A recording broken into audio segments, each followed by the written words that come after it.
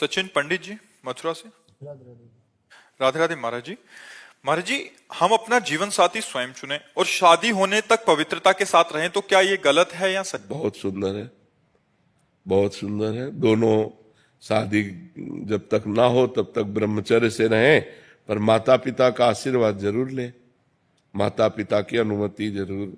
जिस माँ ने तुम्हें गर्भ में 9 महीने रखा, तुम्हें पालन पोषण करके इतना बड़ा बनाया, उसके अधिकार को मत छीनिए।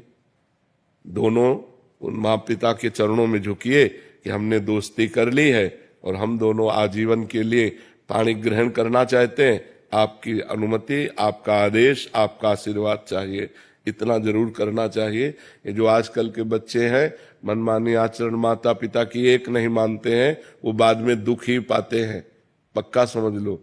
जब हमारे पुराने समय में किसी का पाणी ग्रहण होता था तो गांव भर के देवता पूजे जाते थे, बड़े बुजुर्गों की पूजा की जाती थी, सबका आशीर्वाद लिया जाता था कि हमारा पाणी ग्रहण संस्कार आजीवन मंगलमय चले। अब आजकल क्या है, न माँ की मानना न पिता की मानना, आज इस लड़के से बेविचार, कल उस लड़के से बेविचार, और फिर शादी, और फिर ब्रेकअप, और फिर डिवोर्स, यही सब चल रहे हैं। और क्या चल रहा है?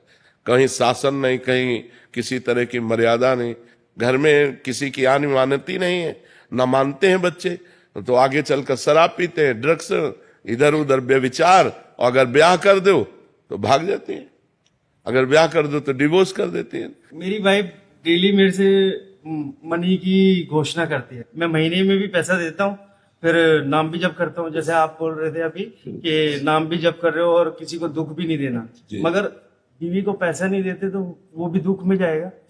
नहीं, ऐसे नहीं उचित।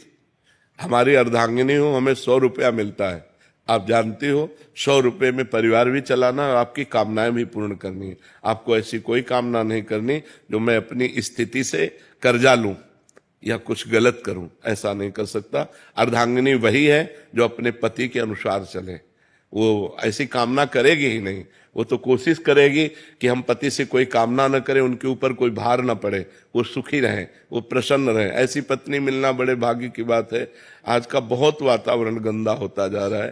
तो बहुत अच्छे बच्चे हो, ब्रह्मचर्य से रहो जब तक ब्याह ना हो, और फिर माता पिता की अनुमति से ब्याह कर। महाराज जी, इसमें एक प्रश्न था महाराज जी, बहुत सारे ऐसे प्रश्न आते हैं कि जैसे लड़का और लड़की दोनों शादी करना चाहते हैं और अपना पूरा जीवन एक दूसरे के साथ निभाना चाहते हैं, बट माता मान जाती है तो पिता नहीं मानते, पिता मान जाते माता नहीं मानते। आजकल माता पिता को भी सोचना चाहिए कि नया जमाना है, अगर वो आपसे अनुमति ले रहे हैं, आपके पैर छू रहे हैं, तो आप उसका आदर कीजिए। ज्यादा बड़े वाले बन करके बात करोगे तो फिर अपमान भी हो जाएगा, आपकी बात नहीं मानेंगे। बच्चे हैं, नौजवान हैं, तो थोड़ा सा देख लीजिए।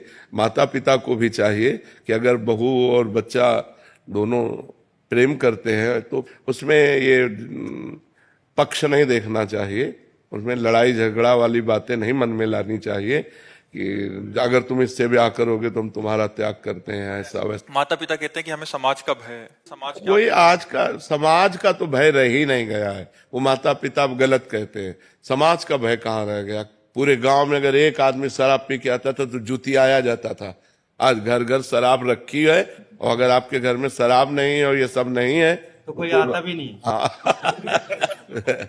तो महाराज जी, माता पिता को मतलब इसमें सहमति उचित देख करके मानना चाहिए। लड़की से बात करना चाहिए कि फ्रॉड तो नहीं है जो ब्याह के बाद जेवर लेके भाग जाए। ऐसे भी हो रहे कि ब्याह के दिन दूसरे दिन बहू का पता ही नहीं चला, भाग गई वो अपना जेवर। तो 2-4 बार लड़की से मिले, उसके घर वालों से मिले, उसका व्यवहार देखे, उसका चरित्र देखे। लड़के से मिले, हाँ, ऐसा चाहिए, ऐसे ही संबंध होता है, और फिर ब्याह कर दे।